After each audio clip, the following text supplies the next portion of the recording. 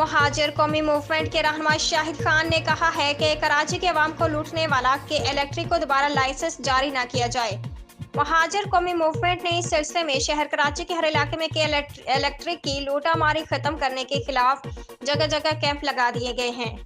देखिए, दोबारा से के इलेक्ट्रिक मुसल्लत होना चाहिए 20 साल के लिए कराची के शहरी पर। हम नहीं चाहते कि ये गुंडागर्दी है, बदमाशी करने वाली कंपनी दोबारा से शहर पे मुसल्लत हो। हम चाहते हैं कि कोई और दूसरी अच्छी बेहतर साकी कंपनी आए। इसके लिए हमने आवाम से दरख्वास्त की है। दरअसल नेपरा ने एक अपने तमाम स्टेक होल्डर और आवाम से राय मांगी है कि क्या के इलेक्ट्रिक लाइसेंस में तोसी की जाए या नहीं। लेकिन जो उन्होंने तरीक़ाकार अडॉप्ट किया वो बड़ा पेचीदा है कि उनके पोर्टल पे जाएं, एक फ़ार्म भरें, वो सारा का फ़ार्म इंग्लिश में, लोग उसको पुर नहीं कर सकते।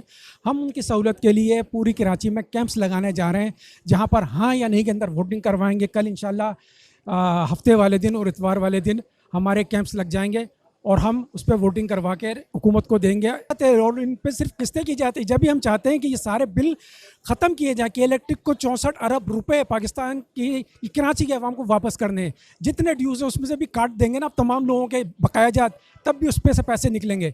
तमाम लोगों के ड्यूज़ ख़त्म किए जाए, गवर्नमेंट ऐलान करेगी 64 अरब रुपये वसूल करके हमने वो तमाम एक साथ मिन्हा कर दिए और नए सिरे से किसी और कंपनी को मौका दिया जाए कि वो आए और ये बिजली का सारा निज़ाम संभाले।